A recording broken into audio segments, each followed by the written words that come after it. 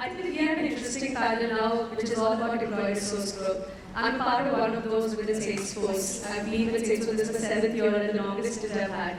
And I think one of the biggest reasons that I still continue to love the work that I do is because I voluntarily, joined something called Salesforce Women's Network, which is an ERG group within Salesforce. And I think the sense of belonging, apart from all the good things of professional development that come, is beyond words, right? And I wanted to hear from you all. You all are leading human resource leaders in your organizations. And I think from the given time, I want to ask you, what role do you think employee resource group play in your organization towards the success of women employees? And how do you measure its impact on the business? So maybe we'll start with you, Navreet. Yeah, sure. First of all, I would again, want to say the same thing. I'm still in awe of the previous panel discussion, but yeah, coming to this one. So Aditi, you did say the right words, like our employee resource groups. It's basically employees with the same interest or issues, and they come together. It's kind of an empowerment, right? And that's exactly what these employee resource groups at our organizations do. So at Intuit for us, our employees comes first, even before the customers and the stakeholders. And as an organization, the leadership team is more as a support for them versus kind of letting them know what to do and all. So they have their own voice, and there is a lot of empowerment, which is there for the resource groups. And I want to share this one example through which I want to highlight that what does empowerment means. This last week, earlier this month, when we were celebrating Women's Day, we had this session on the personal branding, and the facilitator, she asked a question that who is the person who do you, like, what is a brand, what does a brand mean to you? And one of the employees, she answered, I am the brand, and the reason I say that is because sometime back, I was having an issue in terms of managing my personal life and work and all the responsibilities, and I wanted to take a break. And at Intuit, we do not have a sabbatical policy as such, but we do have breaks for a reason, etc.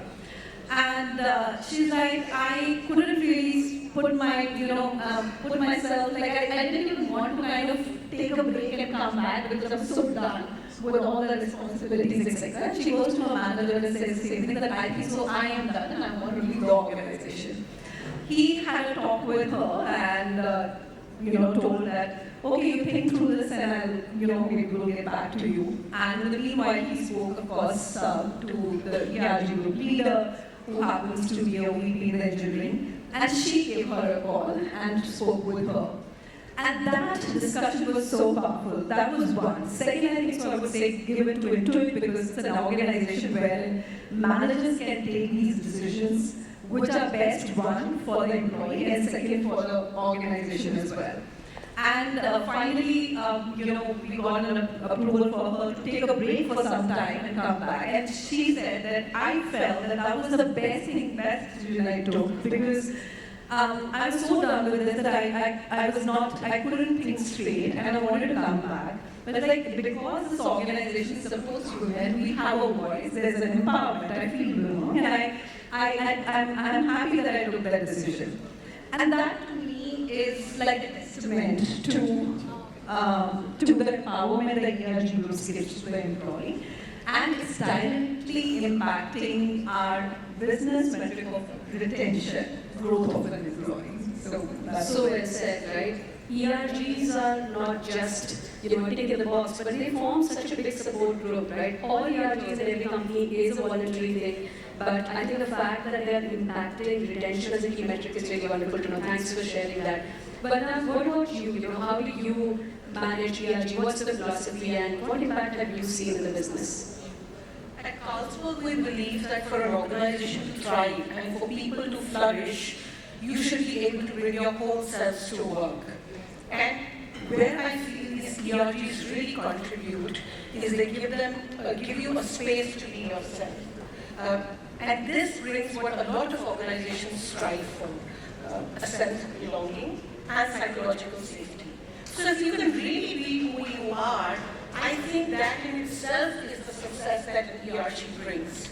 And as you mentioned, we also have all our metrics right with respect to diversity, with respect to representation of women. We have brewery heads who are women leading a lot of employees, primarily men, and it's a lonely job over there. So this kind of support network helps our sales executives who are selling to men and they're in the alcohol sector, who are managing outlets which have alcohol. They provide them the support networks to be able to come to work every day, grow, flourish, and be happy. And when you can find joy in your workplace, I think there is no bigger gift. So true. So true, right? Being authentic and bringing the whole self to work, then you really feel like work is all play, right? Thanks so much for sharing that. Runa, over to you. I'd love to hear your perspective on the role ERGs play in the business in that. Thanks for the question, and it was great to hear your examples too, and I'm going to also add to that. About a year ago, we introduced the Lean and Circles in InBev GCC. So we're all familiar with what that is, based on or inspired by Sheryl Sandberg. So we have these small groups of women led by women, and they get together once a month or whatever frequency works for them and talk about different things of interest. Some of it could be things outside of work, some of it work itself, skills, anything of that sort. One fantastic example we heard most recently that we're super proud of, one of the circle leads had been toying with writing for a while. She'd been writing poetry since she was really young. But you know what happens to most of us? We get caught up in our work lives or other things that we are doing, and we just lose that creative spark and we don't pay that much attention to it. But when she discussed this in their group, the amount of accountability that the team held her to and said, no, you're going to finish that book and we're going to ask you, check on your progress, how are you doing? She felt so inspired and motivated by that.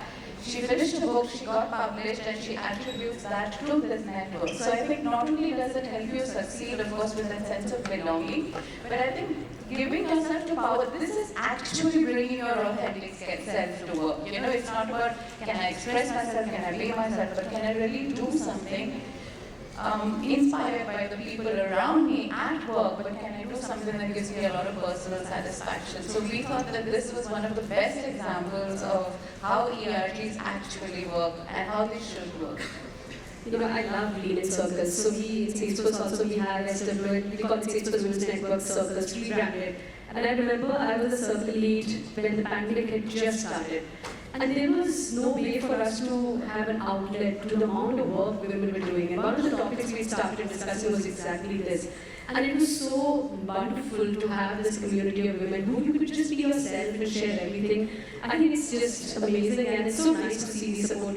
Right? And I wanted to get, because we have about 3 minutes, I want to pass on this rapid fire question, 1 minute each one of you to be ask you something really specific about what you are really doing. So Vandana, I'll probably start with you. You come from the alcohol industry, you touched upon the fact that there are very few women. I want to ask you, what are you doing? What kind of initiatives you're taking to attract more women into the industry? But most importantly, what are you doing to make sure they're successful while they're there? Sure, thanks. I think the first thing that we do is we understand that while we can all be clubbed as women, every woman is different.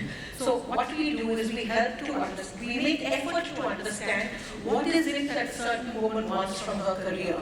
And that is really purpose. And at Carlsberg, we drive everything with purpose. So our purpose is very interesting. It says brewing for a better today and tomorrow. It talks about our product, of course, we make beer, but it also talks about our culture. So we focus on making sure that everything is centered around a program called Welcome You, and You is capital Y-O-U. So we make sure you come to work, be yourselves, there are no masks. We give you an environment where there's psychological safety, as I mentioned, you will hear me say that again and again. There is a sense of belonging, and that is inclusion. When you can be who you are, when you can be pushed to deliver your best, and we have a whole host of programs which everybody talked about, so I'm not going to spend more time on that. But the entire environment provides you what you want for your career, and that's a very compelling statement. Despite being in the alcohol sector, 30% of our leadership team is women. The rest of the mid-senior leadership is 20%. I said we have brewery heads who are women, we have sales leads who are women, and we're just getting stronger. It's really impressive to know 30% women in leadership in your industry. That's kudos to you.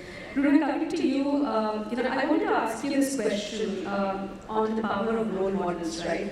I think as I'm sure all of us when we were growing up, we had very, very few role models to look up to. So what are your thoughts on how we empower women to become role models, internally and externally, and how has that led to you increasing the pipeline of women coming into your workforce? Yeah, I think it's very important to see someone that you want to aspire to be, and very often it's not necessarily one individual, but it could be different things in different individuals, So it's not having that one woman among a sea of 12 men, there's that one woman I want to be like her. It's really not about that, although for a long time, unfortunately, that's been how it is, right? So we look at what is that one thing that is preventing these amazing talented women from going forward. Honestly, it's so many different things, it's very difficult to pin it down and do something about it. So we just focus on what can we do from a capability development standpoint. So there are leadership programs that start with people who are not even at the management level, but you do that all the way through so that there is always that investment that they see you're making in them. And I don't know if that's a fan or a fly, but I will take it as a compliment. So we have those development programs, but I think what is more important is the accountability you give on the people who are in her environment, because she's going to come out of that training session into her daily work, and then she needs the conditions to succeed, right? And that role model for that individual could be the manager who's giving her that space or that stretch assignment despite maybe coming back from a break. Or maybe she doesn't have the exact skill that they're willing to put a bet on her and say, no, you can go ahead and do it. So it's women like this who succeed and then pay it forward, because honestly, we depend a lot on allies across the board, but women helping women is the strongest motivator I feel for people, because that identification factor is super important when you want to really see that. If I don't see someone that I can aspire to be, then I don't have that sense of direction or purpose in that organization. So that's how we try and work a little bit on the conditions with it. Thank you. That definitely was an empowered fly chasing you around. I know we are almost up to that time, Navreet, so very, very rapidly. As a fellow technologist myself, I was really inspired to learn that you run this WIN program, which is Women's Initiative to Lead and Learn. Right? Tell us how has it contributed to the growth of women's career in your organization? So this program is really close to my heart because 4 years back this was started by me and of course the co-chairs of the IWA group. So this program primarily focuses on the middle management, because we globally we are at 35% women workforce, but at the middle level we realize that we do not have enough women, and that's where the percentages drop. And this program was brought in with an intent to develop women leadership pipeline. So primarily it integrates coaching as well as leadership lessons, but more importantly what it does is a very powerful thing. Women at this stage, the middle management, they have a lot of self-limiting belief, and just providing them a platform, one, to express. Second, to let them know that these challenges are not unique to them, because there are other people, both men and women, I think, so they have their own challenges. But once you kind of connect with people to understand these are not unique challenges, or the narrative what they have for themselves, that can be changed in a way that could be powerful, and they can write apart from there. It's a very powerful thing. So this program kind of brings out those special nuances and stories which enables the women to understand themselves better, their self-limiting beliefs in a better way, and use them in a way so that one, it harnesses their power of being a better leader, being a better professional, and of course for us, providing a great leadership pipeline. So that's what this program is about. Thank you so much. I think it was wonderful to discuss the roles that your respective ERGs are playing, and most importantly, how you're converting these ERGs to a business resource group where you're measuring the impact. and the wonderful empowerment that it provides to the women. I loved having this chat. I wish we had another 1 hour to talk on this, but maybe some other time. Thank you so much, ladies. Good luck with your relationship.